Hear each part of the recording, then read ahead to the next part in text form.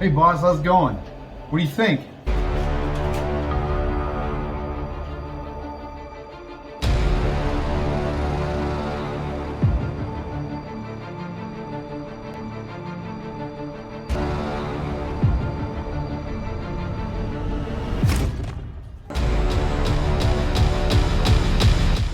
Welcome back to the garage. This is part 3 of Wes S10 build. Today we're going to be working on supports for the Cal Combo. Now this is a Grant Fab Cal Combo. It's got a really good shape. It's really thick. It might be 16 gauge, but it really doesn't need the supports. However, I felt like building some supports. Wes was down with it. So for this project, really kind of needed a bead roller. Found out I needed a shrinker stretcher to do the curved flanges that I had in mind. Not having done this before, I needed some practice. So I went ahead and built the upper supports for the Cal Combo. But today we're going to focus on the lower supports for the roll pan itself. I really could have just done 2 supports if it wasn't for the location of the taillights. It's really made it easier because I didn't have to make one piece that fit all the contours of the roll pan and the Cal Combo at the same time. When I first started, I got the Cal Combo and the roll pan all lined up really nice. And I made this sheet metal template. This template is my benchmark for everything I was going to build after that. So to make the actual templates, I'm using a product called Ramboard. I learned about this on the Fab forums. It's used in construction to protect your floors, like if you're moving or if you've got a hardwood floor you need to protect. The roll I've got is 36 by 50 feet, and it was less than $40 for that roll. I don't think I'll ever use this whole roll, but it's nice to have plenty of it around. Side note, this roll of Ramboard is brought to you by Evan Wells 07. Subscribe. Knowing how I wanted the end product, I did some research and found out that with a bead roller and a shrinker stretcher, I could make the pieces I want. I'm lucky enough to live close to Eastwood, so I drove up and got an Eastwood Elite bead roller. I also got the drive system. It goes up to 18 gauge. 18 gauge doesn't sound very thick, but when you start working with it, you realize it's actually pretty stiff. With the shapes I'm bending it into, it's got a lot of strength, especially when you build a box out of a bunch of pieces of sheet metal. I also got a Lancaster brand shrinker stretcher. I'm operating the stretcher by hand, which is a lot of work. I think I am going to build some kind of a foot operated assembly for it. Okay, so here we are looking at the back side of the roll pan. Got a 3/4 inch tube across here to brace this, get the roll pan nice and flat, and help to get the shape in the roll pan, so when I build these braces, I'm not changing the shape of the roll pan. And laid out the tail lights. Now this line over here and this line over here, these run in between the tail light buckets. So using that master template and that Ramboard, I was able to make this piece. You can just cut and tape pieces on top of each other to make my final template, if I can remember how these things went together. This thing's being a pain in the ass. This piece now has the contour all the way around the roll pan, and this angle wraps up to the back side of this piece of tube right here.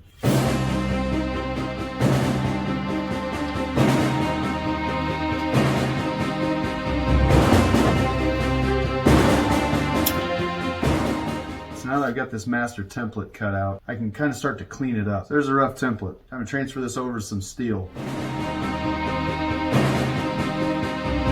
I'm using this to make 1-inch flanges. So I'm just going to extend all these edges out so when I lay it up against a sheet metal, I can drill it, cleco it, and have a spot to spot weld it later on.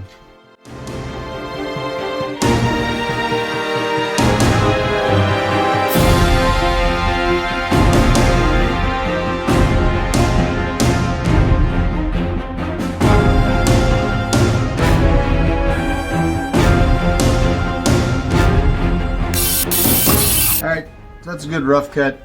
I take this thing over to the bandsaw, start slicing it up. This was like a $50 shear. Thing's been so handy. It's nice not having the grinder throwing sparks. I gotta move on to the Beverly shear actually.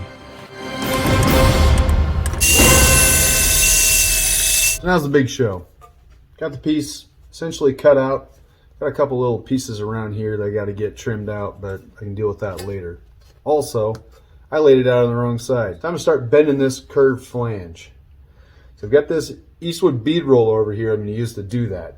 Once I do that, it's going to screw the metal all up. It's going to look like bacon. I'm going to have to go for an hour on the stretcher straightening that thing out. So it's the same process I use on the big flanges. I think I got a handle on how it's going to work. So let's get moving. So this is my bead roller. Got this ghetto light set up because it is impossible to do this without light right on it. Tipping die, which is just a square edge. And the bottom got this urethane roller. Got the machine running as slow as possible so you can establish kind of the line that you're in. But I'm going to pull up on it. Of course, I'm going to do all that after I tighten this thing up. It's going to make a big difference. A slow process. That edge is starting to come up. You can see it's super wavy, but what's happening is as the material gets folded over and it's actually stretching the metal. So after we get this thing kind of curved over, we're going to do a little hammer work on it and then go over to the shrinker and shrink that material back down to get that edge nice and flat.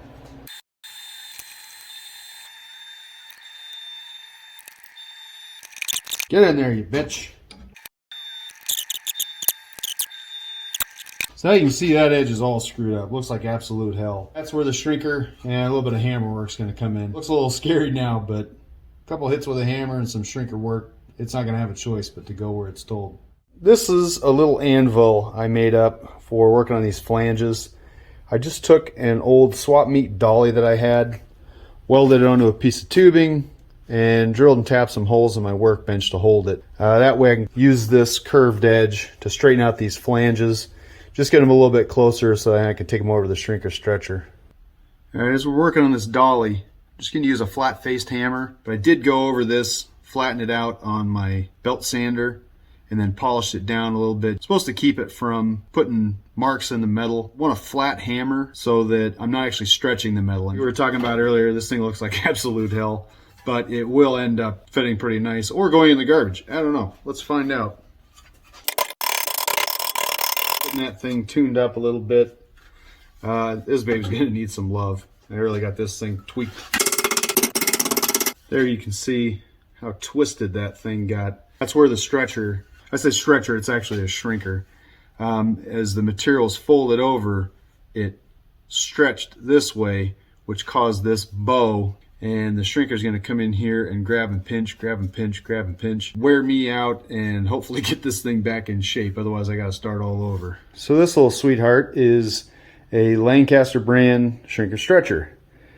It's got these little jaws in it. You kind of see as you operate it, grab the material and bring it together.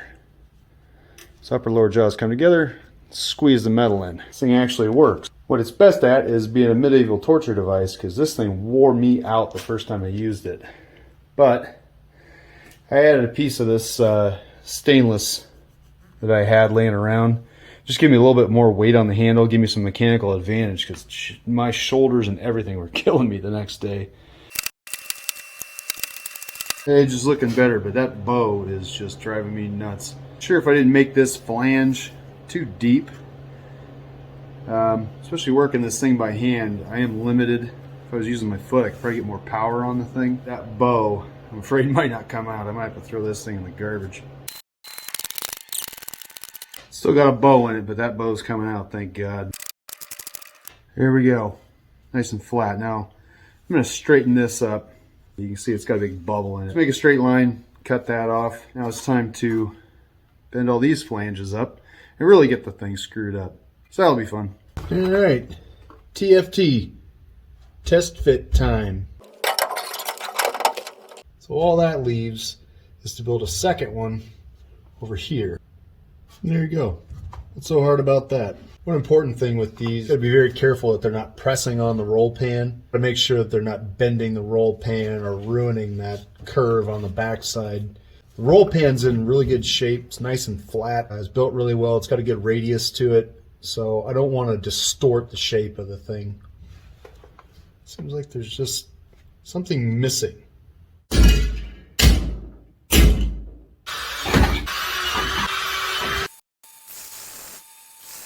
Got some speed holes knocked in these things, and now we're gonna do a little bit of dimple dies. Using two different sizes of dimple dies just based on what fits into that shape. These are just swag off-road. These are meant for a knockout set, like a greenleaf, if you're familiar with those. Here's my dimple dice set. It's got a punch head, no surprise, Harbor Freight stuff. This is used for a knockout cutter if you're gonna be knocking holes in sheet metal enclosures. This swag off-road set has the right size hole be able to set on this pump head. When these two pieces go together, you have to knock the right size hole in whatever you want to flare, and this baby sits in there. Use this thing on up to 1/8 inch and it works great. I added an air over cylinder so I don't have to sit there and pump the hand pump forever. This thing works great. It does have enough power to go up to 1/8 inch plate in my use. And voila, nicely formed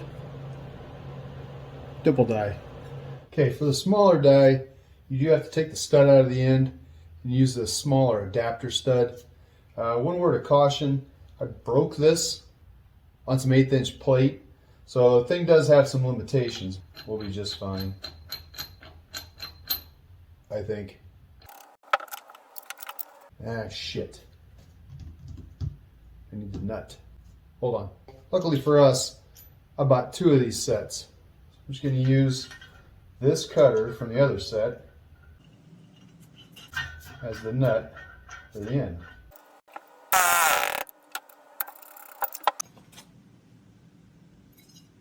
Very professional.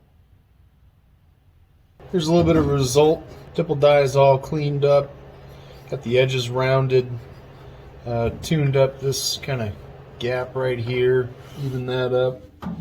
Got some clecos in place from the outside also. I got to do a little tuning on this flange over here. I'm pretty happy with the way it's come out. Nothing's putting any pressure on the roll pan. I may put some kind of a plate across here just to tie all this together. Turn this into a box. Man, this thing's really looking like a porcupine with all these clecos sticking out of it. But we're getting close to welding this thing out. Got a lot more detail to do. This skin's got to come on and off a few more times. So I want everything to be right before I start to weld this out. There's also some more stuff coming up. Keep an eye out for the next part on this truck where we're going to do the taillights.